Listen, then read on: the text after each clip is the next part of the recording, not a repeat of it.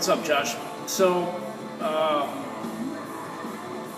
really simple and fairly fast routine. I'm only one-handed, so I'm going to show this single arm. I want you to test both single and double. I'll show you a couple of tips for the doubles, but the single is going to be really simple. Hopefully you can hear this over the music. If you can't, wing it. So check it out. This is a count bell. This is 8 kilos. It's 15 pounds. It's about what you got now. Actually, I think this is 18 pounds, but either way.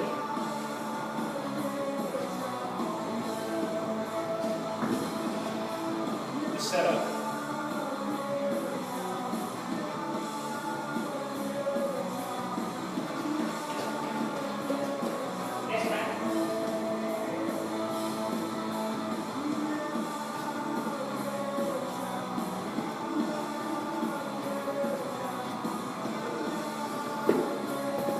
So I'm going to take this PVC and I'm going to show you a really simple way to set up for the deadlift position that I want you to have at the bottom for safety reasons more than anything else. I'm not saying you have to be perfect about it, but get it as close to this as you can. And here's an easy way to get it. I'm going to take the stick and line it up so I've got a point of contact at my head, middle of my shoulders, top of my butt.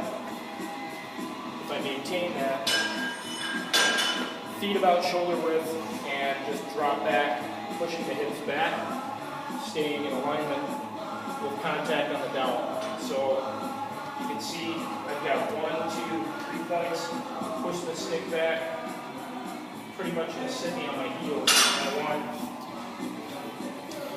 I want the alignment to be from the front, shoulders, knees, and ankles all lined up, with the hips going back. With the stick, I want contact back of my skull, middle of my shoulder blades, top of my butt. So if I can keep that at the bottom of the swing, or the bottom portion where I'm chambering the bell, and then at the top, just knees and hips all extend at the same time. Other than that, don't worry about it. If you're going overhead with the bell, try to get everything to extend at once. So you want the timing of all of the joints coming into extension or locking out to happen at the same time. This is most efficient, from my opinion. So watch this.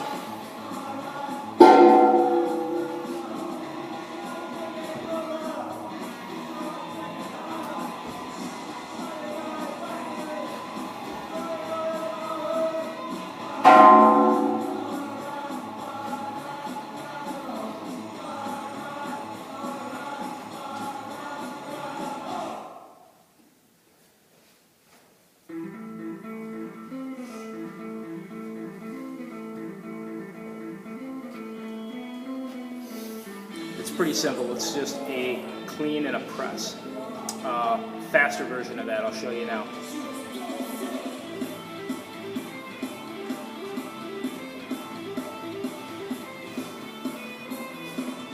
So from here, trigger overhead, dash, drop, back up.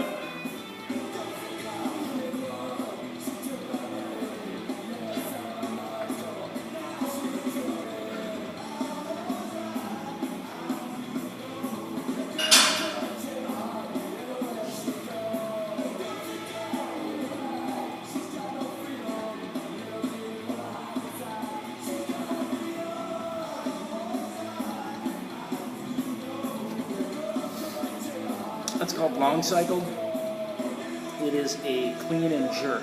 So I'm using a hip drive and basically a jump to get the bell started, and then I'm dipping under the bell. What do I mean by that? So as I come out of the bottom, I get the bell to the rack position here, and then jump and come under it. So I squat down to get underneath the bell as it's traveling up. So I'm not using my arm to push it into the position as much as I am pushing myself under it. Doing that with a pair of bells is going to be fairly challenging. More from the endurance standpoint than anything else. Not necessarily going to challenge your strength, although I would say that after a few minutes your grip may start to be fairly challenged. So follow the ideas that I put out in that little manual and that Frankie talks about in the clips on the movement website. You know, the idea of the elements of effort. Try not to violate those. Try that routine, and if the whole routine doesn't test well, I want you to break it down into components. The components there's a pull, there's a push, there's a hinge, and there is a squat. One of those is going to test well. Maybe just the clean portion, where you're just bringing the bell to the rack position here. For the rack position, try to line your elbow up right over the top of your hip bone. So here is the top of my hip bone, here's my elbow, here's the rack. I want this line straight through, and I don't want to catch the bell here, I want the bell here.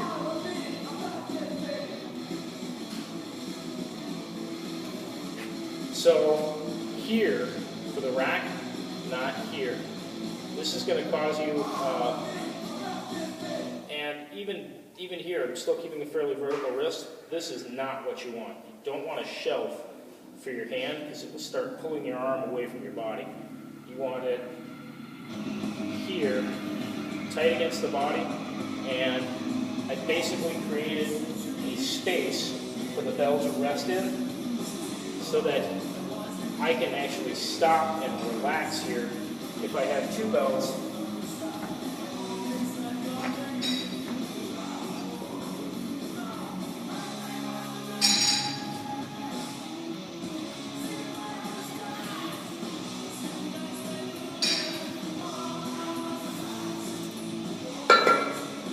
put the handles together, bring the elbows in, put them over those points on my hip, and just relax. And I can sit here for quite a while.